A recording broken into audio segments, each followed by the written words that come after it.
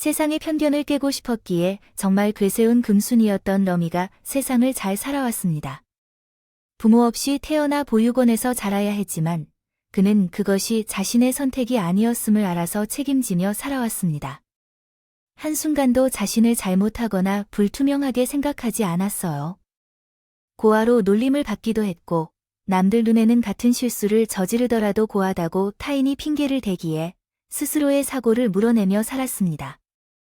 덕분에 자기 연령에 비해 더욱 성숙해졌고 거침없는 세상 속에서 마음을 좌우하기 위해 치밀하게 관계를 관리해왔습니다. 자라난 보육원은 성당에서 운영하는 것이었는데 이로 인해 성당 및 지역사회의 후원을 받음으로써 부조리 없이 지원을 받으며 잘 해낼 수 있었습니다. 봉사를 하는 그 순간 정말 기쁜 마음을 함께 했습니다. 맡겼고 때문에 그들을 엄마나 아빠로 삼아서 구김살이 없이 엉겨붙으며 그렇게 지냈어요.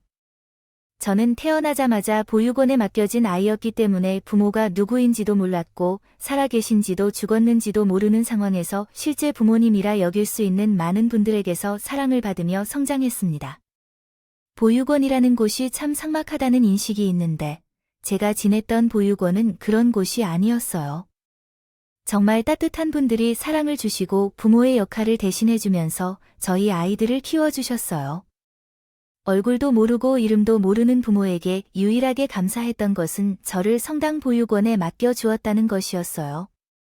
우리 신부님과 수녀님들에게 진심으로 감사하는 마음을 가지며 19살 생일이 지난 후에 보육원에서 원칙상 자립을 시작했을 때 처음으로 세상과 사회를 맛보게 되면서 정말로 너무 어려운 시간을 보내야만 했어요. 보육원에서의 시간은 참으로 행복했지만 공부를 잘하는 편도 아니었고 딱히 하고 싶은 일이 명확치 않아 대학에 가지 않고 바로 사회생활을 시작했어요. 이것이 참 어려운 일이었어요. 보육원 출신이고 고등학교를 졸업한 것뿐인 저는 사회에서 만난 사람들에게 무기였죠. 회사 생활에 익숙하지 못해 실수를 하게 되면 다들 싸늘한 시선으로 쳐다보고 의미 없는 비아냥거림을 남겼어요. 이것이 제 자존심을 상하게 했어요. 확실히 부모 밑에서 제대로 배우지 않았다는 티가 나네요. 그 모습을 보니 정말 답답해요. 10번을 가르쳐 주었잖아요. 뭐가 되겠어요? 똑바로 하는 일이 하나도 없는데요. 사회생활이 처음이라고 하더라도 이제 20살이 되었다 하더라도 조금만 노력한다면 괜찮아질 거예요. 이렇게 하면 앞으로는 함께 일할 수 없으니까 다시는 실수하지 마세요. 사회생활이 비아냥의 연속이라는 것과 꾸지람에 놀다가는 안 물었다는 생각까지 들 정도예요. 제가 보육원 출신이라고 해서 부끄럽지 않다고 생각했기 때문에 직장 동료들에게 끌려들지 않게 이야기했었는데 그것이 제가 잘못한 것이었습니다. 알게 모르게 사람들 사이에는 권력 서열이 존재했고 부모 없이 고아원에서 자란 것은 아마도 처음부터 포기하고 누군가에게 의지했을지도 모른다는 생각까지 들었습니다. 저는 그들 중에서 가장 낮은 지위와 다를 바 없는 사람이었습니다. 제가 없는 자리에서는 종종 그런 이야기가 나왔던 것 같아요. 보육원 출신 직권에 대해 솔직히 말하자면 그것은 우리가 낸 세금으로 운영되는 게 아니겠어요. 월급을 받아서 우리에게 돌려줘야 할 것이죠.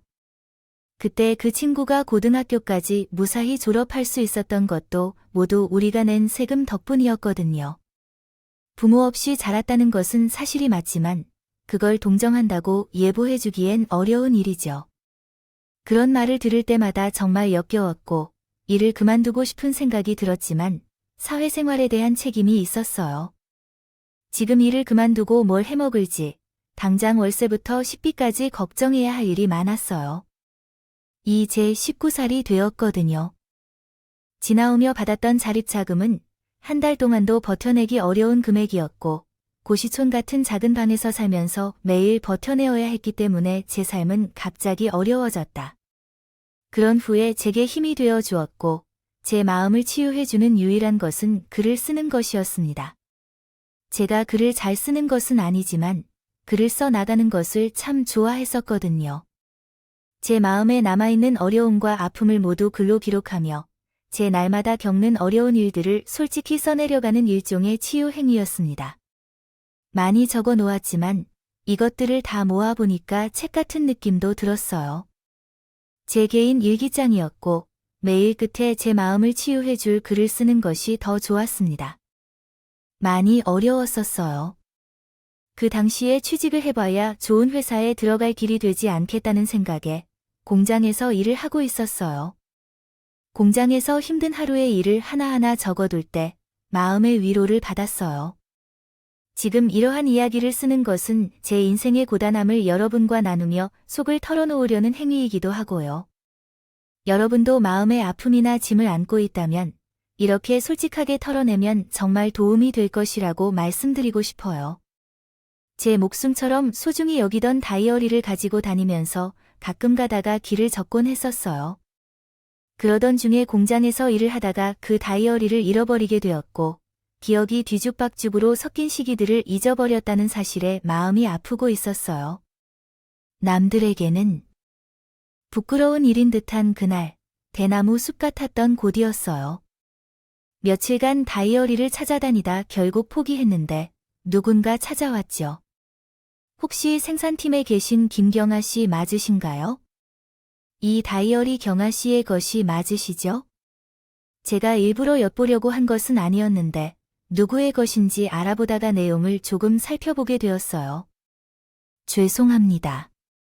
마지막 페이지에 이름이 써 있어서 인사부서에 가서 물어보니까 경아 씨가 생산팀에 있다고 하더라고요. 혹시 이 다이어리 주인 맞으신지요? 네, 맞아요. 며칠 전에 잃어버리고 애타게 찾고 있었는데. 아, 정말 감사합니다. 내용은 별다를 게 없어서 괜찮아요. 제 치부를 적거나 다른 사람에 대해 험담한 것은 아니라. 아무튼 정말 감사합니다. 저가 가장 부끄러워하는 사항이기도 해요. 요구되었던 기본 사적인 정보를 제외하고는 일부 내용이 음악 가사 형식으로 보입니다. 다음은 이 글을 문법적으로 수정하였습니다. 소중하게 생각하던 물건이었던 아이, 이제 어떻게 보아야 할지 모르겠네요. 은혜식이나 다이어리 안에 있는 시 같은 기, 참 좋더라고요. 함부로 열어서 죄송합니다만 사람의 마음을 당기는 것들이 많아서 저도 모르게 홀린 듯이 읽어 나가네요. 혹시 괜찮으시다면 대화를 조금 더 나눠보고 싶은데 커피라도 한 잔 하실래요? 아니요, 이상한 사람이 아닙니다. 물건을 찾아주시려고 이렇게나 노력을 해주셨는데 나쁜 사람일 리가 있나요? 좋아요. 커피는 대신 저가 사게 해주세요. 소중한 물건까지 찾아주셨는데 그 정도는 대접할 수 있게 해주셔야죠. 시간은 언제가 괜찮으세요? 점심시간이 얼마 남지 않아서 지금이라도 한 잔 하시겠어요? 원래 레이디한 의원 라이브이라 생각하고 한 잔 얻어 먹겠습니다. 대신 다음에는 제가 살 수 있도록 기회를 주시겠어요? 그렇게 말하면서 새하얀 이를 드러내고 웃는데 그 모습이 이상하게 정감이 가고 좋더라고요. 사회생활하면서 누군가에게 친절함을 받아본 게 처음인 것 같았어요. 별 볼 일 없는 싸구려 다이어리가 있기 때문에 그저 버려버리면 그만인 물건이었으나 찾아주려 발로 뛰어올라서는 모습이 마음에 들기도 했고요. 같이 일하는 사람들에게 매번 공순이하고 무시나 당하고 고아 주제에 일이나 빠릿빠릿하게 하라고 욕이나 얻어먹고 그랬었는데 대학교도 나오지 않았으니 공장에서 생산 파트 일이나 하고 있는 거라고 무시도 엄청 받았었거든요. 회사에 출근할 때마다 심장이 막 쿵쾅쿵쾅거리는 소리를 크게 내며 스트레스를 받았었어요. 그 사람은 제게 상처를 주는 것 같은 공장 생활에 빛을 보여준 존재였습니다. 혹시 그런 활동을 학창 시절에 했던 적이 있었나요? 문예부와 같은 활동을 했던 적이 있으셨나요? 정말 아름답다고 느껴졌어요. 슬픈 구절도 있었지만 힘이 되는 구절도 있었습니다. 전반적으로 모든 것이 희망적으로 느껴졌고 참으로 아름다웠습니다. 괜시리 나중에 작가가 된다는 꿈을 품고 계신가요? 만약 그렇다면 미리 사인을 받아놓는 것이 좋을 것 같아요. 유명한 작가가 될 수 있을 것 같아요. 아니에요. 끊임없이 올바른 맞춤법을 신경 써가며 글을 쓰면서 어떻게 작가가 될 수 있을지 생각해봐요. 요즘 작가들은 다 학력이 뛰어난 것 같아요.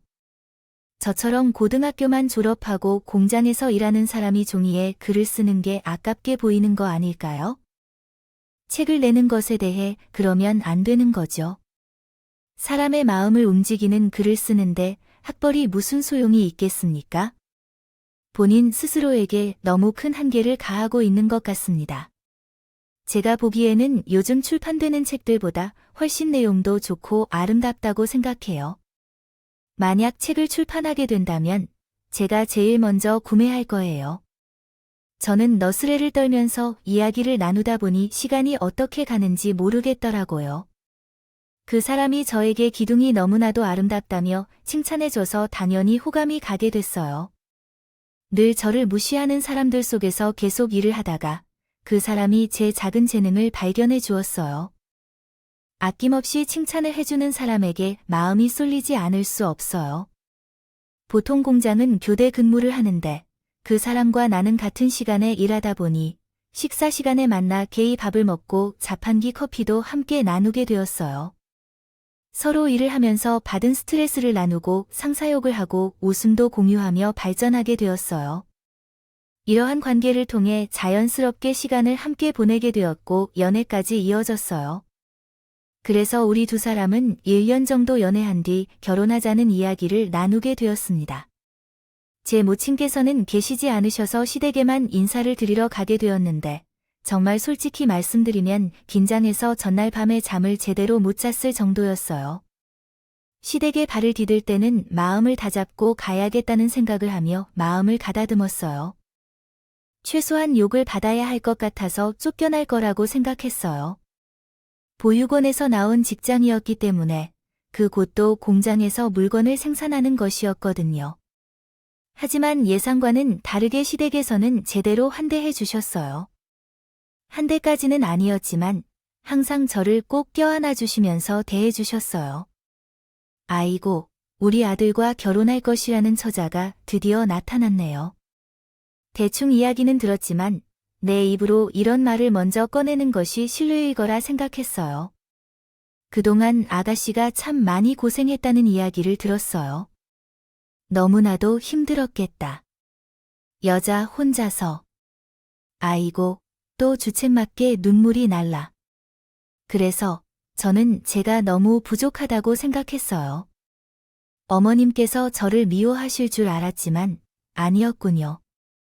그런 오해로 인해 정말 죄송해요. 이렇게 따뜻하게 맞이해 주실 줄 몰랐어요. 살아온 환경이라는 게 당연히 다 다를 수밖에 없지. 우리 아들이라고 뭐가 잘난 게 있다고 내가 아가씨를 시작부터 미워하고 모을게 돼야겠어. 그동안 혼자서 억척같이 살아오느라 힘들었을 텐데 이제는 우리가 가족으로 묵이게 되는 거니까 아가씨한테 내가 엄마도 되어주고 언니도 되어주고 진정한 가족이 되어줄 테니 편하게 생각해. 응, 정말 감사해요. 어머님 말씀처럼 저에게는 정말 처음으로 생기는 가족이라 가해가 남달라요. 미워하신다 한 듯 견뎌낼 용기를 가지고 왔는데 딸처럼 생각을 해주시겠다고 손을 내밀어 주시니까 저 또한 눈물이 날 것 같아요. 제가 평생 효도하면서 저희 친정이라 생각하고 모실게요. 감사합니다. 말도 참 예쁘게 하지. 아이 어디 하나 못한데. 둥글둥글하지 않고 아주 마음에 쏙 드는 아가씨 부인 힘들게 있으면 나한테 이야기해 주세요. 그러면 우리 아들이 선하게 해줄 거예요. 그래서 어려운 일이 있으면 즉시 말씀해 주시고요. 우리 아들이 지혜비를 닮아서 참 공평한 인간이라고 생각해요. 어렵고 답답한 경우도 많을 텐데 제가 옆에서 열심히 도와줄 테니까 결혼 생활을 잘 이어나가세요. 손을 꼭 잡아주시면서 이야기해 주시는데 정말 무슨 복이 있어서 이런 가족을 만나게 되었는지 세상의 감사 사람들을 만나기 위해 오랜 시행착오와 고통을 겪었는지 보다라고 생각해요. 이런 경험을 평생 간직하면서 언제나 효도하고 말씀에 잘 따를 것을 다짐했어요. 저희 부부는 모아둔 돈이 넉넉하지 않았고 시댁에만 의지할 수 있었는데 수도 없는 상황이었기 때문에 정말로 약속하게 결혼식을 올리고 혼인신고를 마친 뒤 부부가 되었어요. 주변 사람들에게는 알리지 않고 정말로 간단하게 언약식으로 결혼식을 올렸기 때문에 혼인신고를 한 후에야 부부가 되었다는 것을 사람들에게 알렸어요. 나중에 제가 혼인신고를 했다는 것을 알게 된 보육원 관계자분들과 후원자님들께서 축음을 제 통장으로 보내주셨어요. 결혼을 하고 나서 인생의 수많은 갈림길이 하나로 합쳐진 것 같은 기분이 들었고, 챙겨주시는 모든 분들께 감사한 마음을 가지게 되었어요. 그 중에서도 제가 제일 감사했던 것은 시어머니 있어요. 결혼을 하고 나서 제가 부모가 없어 배우지 못했던 것들을 시어머니가 하나하나 알려주셨거든요.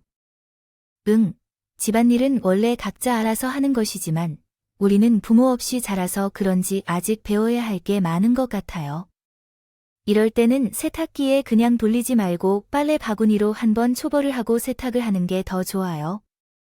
우리 아들은 먼지에 민감한 편이고 옷감이 조금이라도 거슬리면 피부가 따가워한대요. 그래서 잘 챙겨줘야 해요. 제가 그냥 세탁기에 놓고 돌리는 버릇이 있어서 몰랐어요. 앞으로도 이렇게 하나하나 알려주시면 배울게요. 아직 부족한 게 많으니까 어머니가 알려주세요. 그래, 오냐오냐 곱게 자라서 자기 고집만 부리는 며느리들에게 주대가 없어서 참 좋아요. 내가 시키는 대로 잘만 따르면 결혼 생활하면서 문제들이 없으니까 괜찮을 거예요. 우리 아들이 대학도. 나는 더 똑똑해지고 있으니까 말하는 대로 대답하려고 노력했습니다. 정말 잘 듣고 살았기 때문에 정말 행복했습니다. 부모 없이 자란 경험이 있어서 보육원에서 자랐다는 이야기를 자주 들었지만 그게 사실이었기 때문에 큰 상처를 받은 적은 없었어요. 이런 이야기들은 제가 올바른 길로 가도록 도와주는 말이라고 생각하며 받아들였고 항상 끝에는 가르침을 주셨기 때문에 시어머니의 말에는 심지어 죽는 신까지도 할 수 있다고 생각했습니다. 때로는 탐탁지 않다는 말도 듣기도 했고 시어머니께서 한숨을 내쉬기도 했지만 이 모든 것이 제가 부족해서 생기는 문제라고 생각하여 나보다 더 노력하며 예쁨을 얻으려고 노력했습니다. 남편과의 결혼 생활은 대체로 평탄했지만 때때로 부부싸움이 있었는데 처음에는 혼자 속상해하며 눈물을 흘렸습니다. 흘리며 삼켜냈지만 시간이 지나면서 시어머니에게 일러 바쳐야겠다는 생각이 들었어요. 결혼할 때 남편이 서운하게 하면 언제든지 일러 바치라고 했던 말이 떠올라요. 어머님께서 그이한테 세탁할 옷을 뒤집어 놓지 말라고 얘기를 하시는데도 매번 옷가지를 뒤집어서 벗어나요. 수건도 따로 삼아야 하는데 세탁기 안에 넣지 말라고 하는데도 그렇게 말을 안 듣고요. 그리고 반찬 투정을 얼마나 한지 식탁에 햄이 없으면 밥을 안 먹더라고 하더라고요. 정말 속상해 죽겠어요. 좋은 재료들로 영양가 있는 식사를 챙겨주고 싶은데 뭐까지 뒤집어 놓는 거, 정리해서 빨래통에 넣는 게 뭐가 어렵다고 우리 아들이 시켜 먹니? 그거 몇 시간이 걸리는 일도 아닌데 잔소리할 시간에 나 같으면 내가 뒤집어 놨겠다. 그리고 수건도 말이야. 세탁기 안에 그냥 집어넣으면 다시 빼서 삶으면 되는 거 아니냐. 우리 아들이 좋아하는 음식으로 밥상 차려주는 게 그게 영양가 있는 식사를 챙기는 것과 다름이 없는 거다. 마병의 근원이 스트레스라고 하던데 먹을 거나 자기 마음대로 못 먹어 그러지 말고 우리 아들이 해달라는 대로 다 해줘. 그게 바로 내 주인 거야. 전 더 살펴볼게요. 하지만 매번 햄만 먹다가 나중에 몸에 문제라도 생기면 어떻게 해요? 반찬 투정은 안 했으면 좋겠는데 속상해서 어머님께 전화해봤어요. 나도 집안일하고 볼 일도 있어서 바빠 죽겠는데 고작 이런 하소연이나 들어줘야겠네. 얘는 미가 어려운지도 모르고 내 아들 흉을 보고 앉아있네. 진짜 우리 아들 잘 챙겨라. 내조를 제대로 안 해주니까 우리 아들이. 뭘 바라는 거 아니시죠? 만약에 나중에 우리 아들이 좋아지더라도 어떨 것 같아요? 물론 그런 건 없겠지만 사람 인생은 알 수 없으니까. 우리 아들이 좋아하더라도 그건 누구 잘못인 것 같죠. 당신이 충분히 살필 것을 안 해서 그런 것이겠지. 나는 너를 딸처럼 생각해서 하는 말인 거 알지? 이런 말은 누가 해주나. 너니까 하는 말이지. 어머니, 감사합니다. 좀 더 남편을 살피도록 할게요. 좀 더 좋아한다고 함으로 밥상도 차려드리고 할게요. 그래, 나도 아니면 누가 이런 걸 챙겨줄까요? 친모는 없어서 이런 말은 못 들어봤을 텐데. 에이쿠, 친모라도 있으면 좋은 조언을 줄 거예요. 그러니까 저를 챙겨주는 척하면서 조용히 상처를 준 말뿐인 시어머니가 시간이 지날수록 계속하겠지요. 저를 며느리가 아닌 종으로 취급하기 시작했어요. 처음에는 그저 조언일 뿐이라고 생각했는데, 저도 지능이 부족한 것은 아니니까. 점점 시어머니의 말이 과하다는 느낌을 받게 되었고, 저를 위해 해준다는 말이 다 본인 입맛에 맞춰 길들이기 위해 하는 말이라는 것을 깨달았죠. 바보같이 딸처럼 생각해서 하는 말이라고 말한 시어머니의 말을 그대로 믿은 거예요. 내가 가진 것이 뭐가 있니? 돈이 있어서도 아니고 친정 부모가 있는 것도 아니고 고아의 학벌도 부족해서 아무것도 없는 너를 내가 챙겨주고 싶어서 우리 아들이랑 결혼까지 시킨 건데. 아이, 그럼 내가 내 말 잘 들어야 하지 않겠니? 내가 너랑 동등한 입장에 있다고 착각하고 살면 안 돼, 알아? 남편과 결혼을 한 적도 없고 반대한 적도 없어. 적이 없었지만 매일같이 제게 속삭이며 정신적으로 쟤를 엄청나게 괴롭히시는 것이었습니다. 처음에는 무조건 시어머니의 말이 맞다고 생각하고 믿고 따라야 한다고 생각했었지만 날이 갈수록 제게 모든 집안일을 맡겨놓고 본인은 가스라이팅 하셨지요. 저는 가족이 주는 무한한 사랑이라 생각하고 그 세뇌를 조언이라 착각하며 살고 있었습니다. 시어머니의 막말이 정말로 친정엄마의 조언이라고 생각했기에 시어머니 말에 복종하며 잘 들었습니다. 제가 실제로 친정이 없었기 때문에 남들도 이렇게 산다는 말을 믿은 거예요. 제가 하잖아요. 가족의 사랑이 뭔지 받아본 적 없는 것이라 시어머니의 말이 절대적이라고 생각했고, 저희 시어머니가 또 매와 사탕을 적절하게 쓰며 사람을 조련할 줄 아는 분이었어요. 제가 이건 아니다 싶을 때 사랑해서 그러는 거라고 잘 해주시고 또 그런 사랑이라는 말에 홀딱 넘어가 버렸고 그렇게 쟤를 예쁘게 해주시고 관심을 주는 척하면서 서서히 제 피를 말리고 있던 거예요. 그저 시어머니의 관심과 사랑이 좋았던 저는 시어머니에게 더 굴복하며 살았고요. 시어머니는 점점 교묘하게 저를 홀리기 시작하셨고 명절이나 집안 행사가 있을 때만 종노릇할 사람이 필요하니 저를 부르셨어요. 그것 또한 시간이 지날수록 쟤를 배척하려는 친척들과 상식 수준이 달라 말도 섞지 말라고 하며 완벽하게 무시하시면서 지내셨어요. 시어머니에게 누구가 되지 않기 위해 쟤의 모자람을 들키지 않으려고 친척들 사이에 껴있어도 말 한마디 하지 않았으며 묵묵하게 시켜대는 것밖에 없었습니다. 집안일만 해야 했어요. 다른 친척들이 저에게 말을 걸어도 대답하기 싫어서 제 등짝을 내리치며 막말을 하는 시간에 일을 하라고 달라붙기 시작했고요. 그리고 나는 너무 무식한 행동이라고 지적했어요. 우리 가족 명예를 훼손하는 것이니까요. 부모가 없다고 해서 이제 내 말까지 무시하는 거죠. 내가 입을 열어서라도 무식하게 말하면 우리 아들에게 모욕을 주는 거라며 말했잖아요.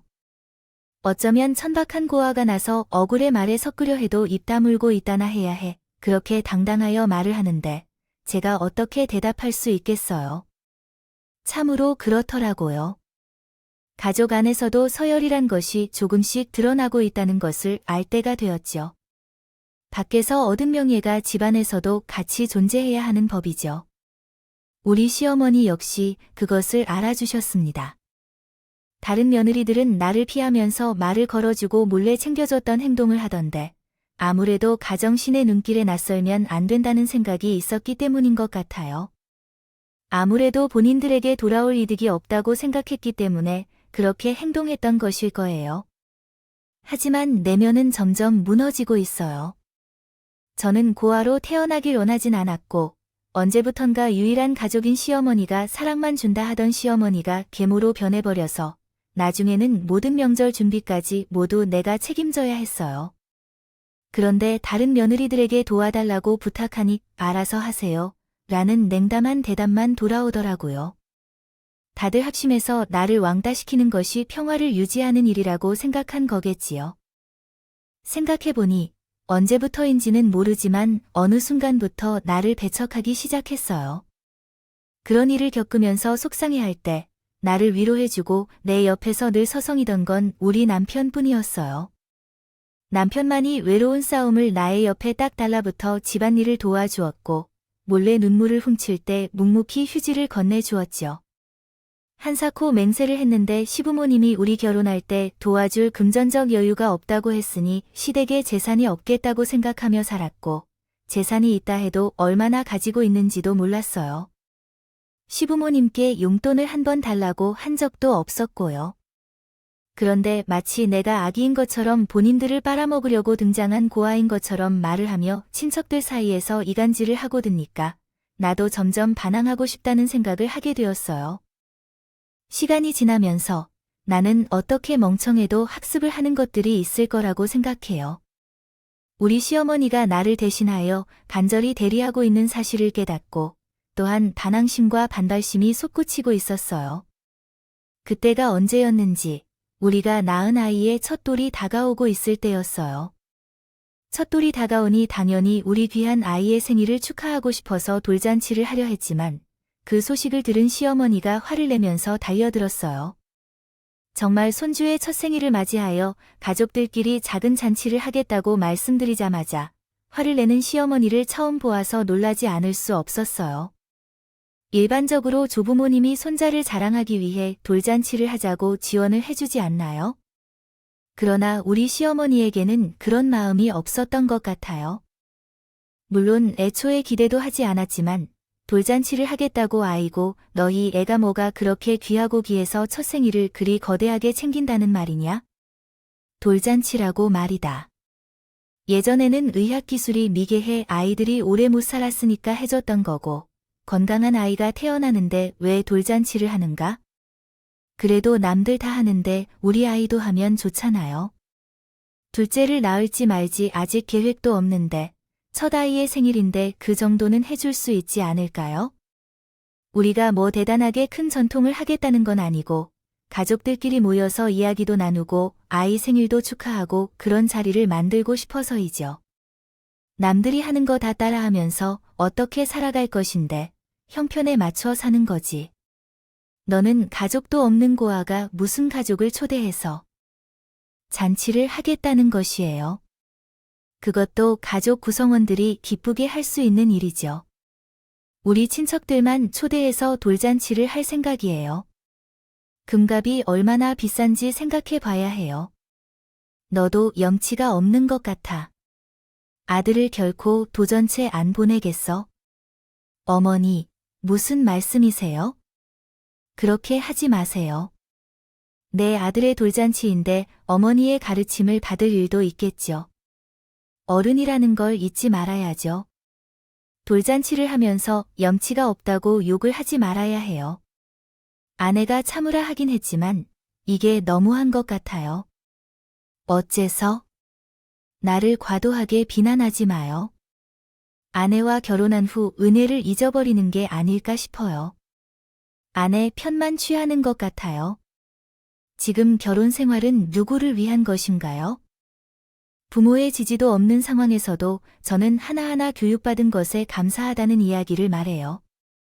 그런데 그것을 평소에 아내에게 비난으로 이야기하며 혼란을 빚어요. 아내의 어머니가 굳이 개입하지 않아도 잘 해낼 거라며 언제나 제 기분을 먼저 생각하며 집안을 보살펴준다는 점이 내 교육 덕분이라고 생각하더라고요. 내 말을 믿지 않는다며 화를 내며 이혼을 공표했지만 결국은 내가 고기를 받아주겠다고 해도 돌아온다고 말한다. 그래서 다른 면에서는 며느리 편이 된 어머니가 이혼을 할 리가 없다고 말하지만 실제로 어머니는 이런 사람인 줄 몰랐거나 그런 취급을 받게 될 거라는 것을 알았을 때야 지금처럼 시댁에 가겠다는 아내를 말리지 못한 것이 참으로 억울하다고 생각해요. 따라서 이혼을 말하더라도 절대로 우리 집에 오지 말라고 요구하는데 아무리 더러워져도 함부로 말하다가는 적어도 여전히 예의 있게 대해야 한다고 생각해요.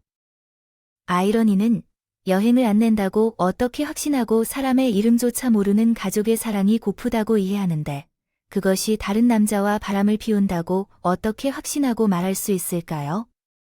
나중에 울고불고 엄마의 말을 거쳐 후회해도 소용이 없다고 말했다면 알았어요. 무슨 말을 하는 거죠? 가족 사랑이 얼마나 고플지라도 남편이 충분히 그것을 채워주고 있다면 저가 바람을 피운다고 말하면 그것은 이유 없는 비난일 것입니다. 저는 이렇게 오랜 시간 동안 어머니, 아버지, 그리고 남편을 위해 최선을 다해왔다는 사실을 아시면서도 어떻게 그러한 발언을 할 수 있나요? 그냥 지나가면 위안이 되는 말이다. 그러면 정말 내 앞에서 눈을 흔드는 것을 멈춥시다. 그렇지 않으면 고아로 살아온 것처럼 부모가 없다는 소리를 듣게 될 거야. 트집을 잡으시려는 거죠. 부모 없이 태어나길 원해서 그렇게 태어났어요. 살면서 이런 부분이 제 선택으로 이루어진 게 없어요. 제 유일한 선택은 남편과 결혼하고 우리 아이를 낳은 것뿐입니다. 저도 어머님이 이런 식으로 저에게 이야기하실 줄은 몰랐어요. 어머님은 시어머니로 살아 계시고 싶었을 것 같아요. 나중에 내가 말람이 나나 안 나나 한번 보자고요. 없이 성기집에 가고 남들이 애정과 관심을 주면서 칠렐레 팔렐레 하면서 그런 장담을 해봐. 누구를 보시면서 그런 말을 하시는 건지 정말 이해가 안 돼요. 어머님의 그 말도 안 되는 소리 더는 듣고 싶지 않아요. 남편만 있으면 되니까 이제는 어머님과 얼굴도 안 맞추고 살고 싶다고요. 그동안 얼마나 당해왔는지 지금 생각해보면 하나하나 소름이 끼쳐요. 이렇게는 못 살아요. 어머님이랑 절대로 안 만나고 살 거예요. 나중 일은 모르는 거예요. 장담하면 하는 거 아니에요. 우리 아들이 정신 차려서 정말 괜찮은 여자를 만날 수도 있지. 그리고 너만 내 얼굴 보기 싫은 줄 아냐? 나도 내 얼굴 보기 싫다. 어디서 뻔뻔하게 고년히 우리 집에 얼굴을 들이는 거 애초에 부려먹기 편할 것 같아서 우리 아들이랑 결혼시킨 건데 이런 년인 줄 알았으면 결혼도 안 시켰을 거다. 네, 잘 됐네요. 어머님도 저도 서로 얼굴 보기 싫다고 하는데. 아, 보고 살면 되겠네요. 앞으로 명절이고 뭐고 절대로 종로로 나갈 겁니다. 그러니까 어머님 알아서 하세요. 아이고, 내가 무서운 줄 알고 애 낳고 나서 돈 벌 생각은? 애를 키우는 게 참 힘들어서 집에만 있는 것도 보기 싫었는데 잘 됐지. 뭐, 우리 아들 등골 빨아먹는 거 죽어도 못 봐. 애라도 얻고 나가서 일할 생각을 해야지. 아주 살 만났지. 살 만났어. 보육원에서 개고생하면서 할 때는 이런 천수를 못 누렸지. 그러니까 지금이라도 누려보겠다. 버티는 거 아니냐? 염치 없는 거, 너 같은 거 아주 쓸모도 없고 쓰잘데기도 없어. 다시는 찾아오지 마라. 아이고, 알터이가 빠지는 기분이네. 저출산 시대라고는 하지만 그만큼 보육시설도 줄기 마련 안 되겠어요.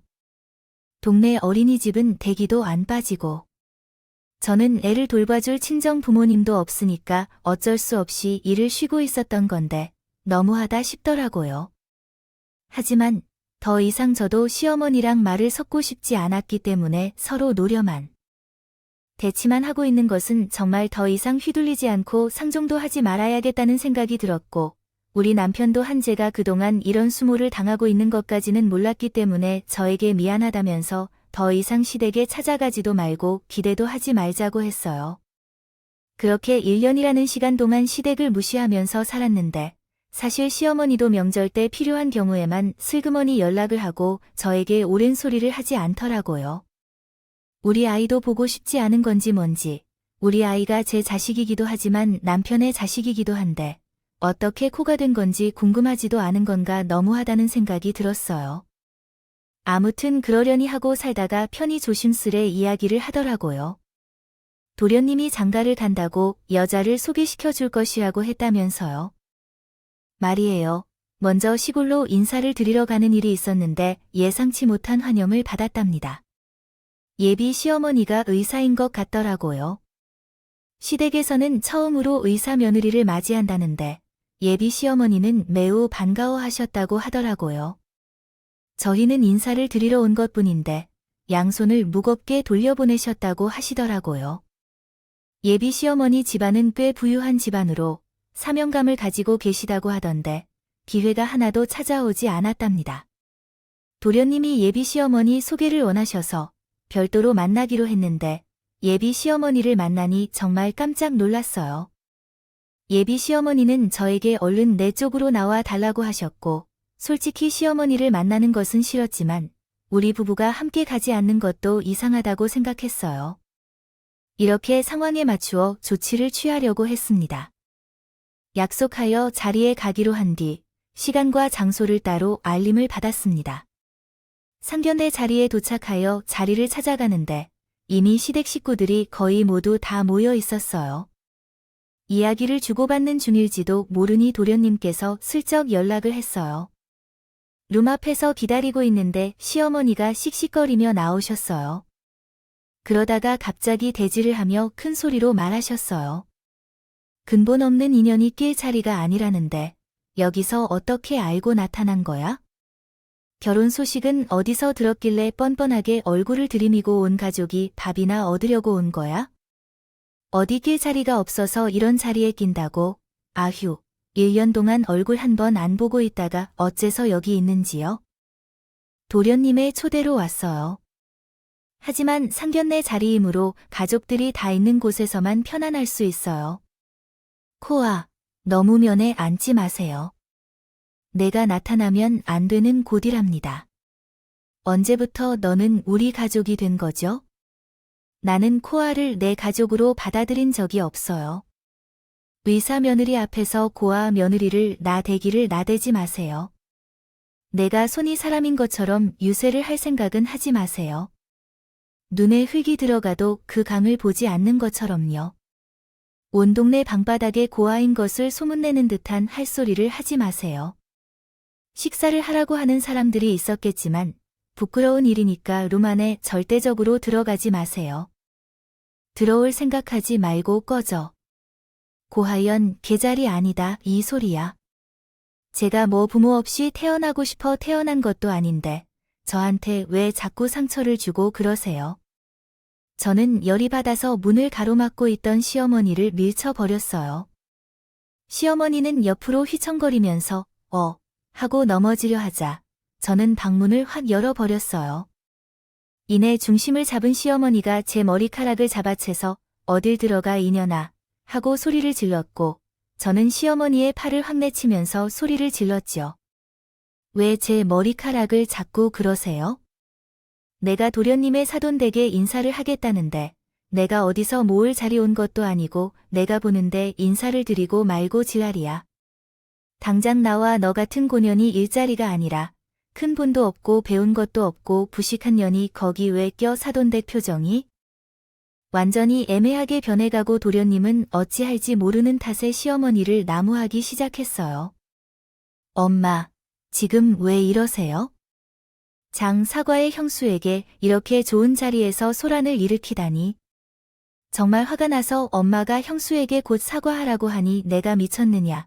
근본 없는 사람에게 사과를 하게 되었다고요. 사돈을 시끄럽게 해서 죄송합니다만 아이 주제를 몰라서 가르쳐야 했어요. 그랬거든요. 가르치는 것은 무슨, 그동안 잘 지내셨어요? 제가 바빠서 자주 찾아뵙지도 못했는데 이렇게 좋은 인연이 다닌다니 너무 좋네요. 근데 보셨잖아요. 제가 어떻게 대접받고 있는지. 우리 귀한 은혜가 저랑 똑같은 대접을 받지는 않겠지만 그래도 우리 시어머니가 어떤 인간인지 알아야죠. 귀한 은혜라면 너와 나 같은 대접을 받지도 않겠죠. 의사 며느리 이름을 어찌 아냐? 아 너희, 나 몰래 만났었네. 둘째, 너는 왜 그랬어? 쓸데없는 짓을 해. 경화 언니는 제 생명의 은인이나 다름없어요. 언니예요. 어머님께 그렇게 부를 사람이 아니라고요. 아니, 어떻게 가족에게 받은 상처가 있는 사람에게 고한 년이라고 하니? 그런 말을 생명의 은인이라? 아이, 속 시원하게 말이라도 좀 해보세요. 도대체 둘이 어떻게 하는 사이인 건가요? 이게 다 무슨 소리예요? 사실 저와 은혜 그러니까 시어머니가 좋아 죽을 뻔한 의사 며느리와 이런 인연이 있었어요. 제가 성당에서 운영하는 보육원 출신이잖아요. 사실 성당이라는 게 다 하나의 조직으로 이루어져 있다거든요. 우리 성당으로 봉사하러 오는 신자들도 많았고 보육원을 운영하니까 봉사하기도 쉽죠. 그중 한 분은 은혜의 가족으로서 어렸을 적부터 후원을 해주셨습니다. 덕분에 학교 다니는데 불편함 없이 고등학교 졸업까지 잘 마칠 수 있었으며 자리를 한 뒤에도 꾸준히 연락을 주고 받았습니다. 연락수단이 없어서 편지를 보내곤 했는데 은혜가 골수염에 걸렸을 때 골수 기증자를 찾아야 했습니다. 그래서 우리 보육원에 부탁을 좀 해서 맞는 골수 기증자를 찾도록 해주셨어요. 제가 특히 은혜네 부모님으로부터 많이 받아서 골수 기증을 하겠다고 했고 조혈모 세포를 채취했더니 너무 다행스럽게도 이식이 가능했습니다. 그래서 제 골수를 2번이나 이식해 주었는데 덕분에 은혜는 골수염에서 벗어나게 되었고 그 이후로는 저는 공장에 받아들여져 일하고 있습니다. 다니면서도 꾸준히 연락했지만 제게 도와주시겠다고 몇 번이나 말씀하셨는지 모르겠어요. 저는 그동안 받은 것으로 충분하다고 생각해서 몇 번이나 거절했습니다. 또 제가 실망했던 걸 좋아했었지요. 부모님께서 저에게 책 선물을 참 많이 해주셔서 그 영향을 받았고요. 그 사실을 그 자리에서 자세히 설명했더니 시어머니의 표정이 썩어 들어가기 시작했는데 어쩔 수 없는 일이었어요. 제 딸처럼 소중하게 생각했던 경화를 모든 집안에 갔다고 알았으면 진주 씨의 이혼을 시키라고 물심양면으로 지원했을 거예요. 경화 덕분에 우리 가정이 살아나서 의사까지 할 수 있었던 것인데 이렇게 사람을 모질게 대하는 이유로 이렇게 고하라는 말을 하고 싶지 않았습니다. 예, 옳은 문법으로 정리한 내용은 다음과 같습니다. 당신이 돈을 불러야 하는 것을 싫어하는 인성을 잘 보았습니다. 시어머니는 뒷방으로 넘어가기 직전이었고 의사 며느리를 놓칠까봐 그때부터 안절부절하며 수습을 하려고 애를 씁니다. 아이고, 어떻게 이런 우연이 있을까요? 이 말로 년이라는 걸 증명하는 것이 아니겠습니까? 사돈으로서는 좋지 않은 모습을 보였지만 말입니다. 우리 며느리에 화가 나 있어서 그랬던 겁니다. 서로의 감정이 꼬이면서 어쩔 수 없었습니다. 우리 첫째 며느리가 공부를 배우지 않아서 그랬을 뿐입니다. 1년이 넘게 얼굴을 보지 않았거든요. 근데 그 자리에 나타나니 손해를 볼 것 같다고 생각하고 그랬어요. 나한테 허심탄회한 마음이 있음은 알겠지만 우리 둘째 결혼식까지 망치려고 들까 봐요. 내가 어머님이랑 싸운 적 있던 거 뭐라고 생각해? 저는 어머님이랑 싸운 기억이 없는데 그동안 친척들과 어울리느라 고생했어요. 왕따 당하느라 어려웠고 학벌도 그렇고 공장에서 일하며 그동안 무시당했어요. 의사 며느리라면 눈물 나는 줄 알았던 인연을 이해했다고요. 도련님과 별도로 연락 오더라도 가족이니까 인사해 주어야겠지요. 만나러 갔을 때 은혜를 베풀어 주셔서 정말 깜짝 놀랐어요. 이게 인연일까 싶다가도 어머님을 생각하니까 그만두어야겠다 싶어 찾아왔습니다. 은혜도 저에게 소중한 동생이라고 말했어요. 만일 은혜의 가족이 아니었다면 학창시절 내내 좌절했을 거예요. 어머님과 같은 시어머니데 두고 놓을 수 없어요. 우리 은혜가 어떤 사람인지 어머님 같은 분 밑에서 며느리로 살아요. 냉랭해진 분위기에 도련님은 아무런 말도 못하고 고개를 숙이고 있고 시어머니는 이런 사정이 어떤지 모르겠네요. 그때쯤에 갑자기 떠들썩한 소리를 내며 제게 공격을 했어요. 이러한 상황에서 갑자기 터져나오는 얘기가 말이 되는 소리인가요? 만약에 그렇게 깊은 연결고리가 존재했다면 사전에 솔직하게 이야기를 해야 했을 거야. 그랬으면 내가 신중히 행동했겠지. 너한테 공격할 이유도 없겠는데. 내 전화를 언제 받으셨는지, 나의 안식처를 언제 확보하려고 하는지 등을 나한테 비밀스럽게 알려주는 이런 말을 뻔뻔하게 하신다. 은혜야, 결코 결혼하지 말아야 해. 내 결혼은 결코 허락되지 않을 거야. 우리 둘째 아이의 결혼이 끝까지 이어질 수 있는데 내가 어쩌면 무슨 소리를 하는 거야? 너는 우리 가족을 왜 그렇게 대단한 것으로 생각해서 그런 발언을 하는 거야? 내가 그런 유혹 결혼을 하겠다고 하다니. 해라 말라 상관이냐고. 은혜야, 언니가 이런 말 진짜 안 하는 거 알지? 은혜야, 도망가야 돼. 도련님한테는 미안하지만 도련님도 방관자야. 내가 어떤 수모를 당하고 있는지 누구보다 가까이서 지켜봐 놓고 여태까지 내 편 한 번 들어준 적 없는 사람이라고 결혼해봐야 뻔해. 하지마, 친척들 사이에서 조롱질 당할 때에도 눈이 마주쳐도 모른 척했던 도련님의 얼굴이 떠오르면서 결국 은혜에게 결혼을 하지 말고 도망가라고 했어요. 은혜는 결심을 내린 듯 결혼을 하지 않겠다고 그 자리에서 선언을 했고요. 은혜의 부모님도 그 자리에서 일어나셨어요. 저는 그제서야 안도의 한숨이 나오더라고요. 아유, 제가 그동안 실혼을 많이 뱉었던 것 같습니다. 우리 아들이랑 서로 좋다고 하는데 제가 아무것도 장단을 맞추지 않고 입술을 살짝 찌푸리며 제가 잘못했습니다. 부모님이 없다고 비아냥을 던지거나 조롱한 적은 없는데 아이고 아이고. 어디로 가십니까? 앉아서 좀 더 얘기합시다. 그것을 왜 우리한테 말하십니까? 우리 경화에게 말을 해도 부족할 것 같네요. 마지막까지 인성 차이를 깨달았네요. 가자. 경화, 너도 따라와. 이런 곳에 남아. 어찌 좋은 소리를 들을 수 있겠니? 저랑 남편 아이까지 졸졸 은혜의 가족을 뒤따라 나왔는데 다른 자리로 이동하여 정말 비싼 맛있는 소고기를 사주시더라고요. 그동안 수고 많았으니 배 터지게 먹으라고 하더니 우리 아이에게 용돈까지 주셨어요. 이런 집에서는 꿈에도 몰랐지 뭐. 아이 덕분에 인생을 한 번 더 구해냈다.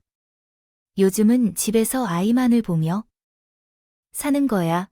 아이 자식이 여유가 있으면 그 전화라도 좀 하지. 뭐 하고 사나. 들여다보고 하면 좋지 않냐? 그거 나랑 같이 성복원에 보험사도 나가고 하면 좋을 것을. 사는 게 팍팍하지.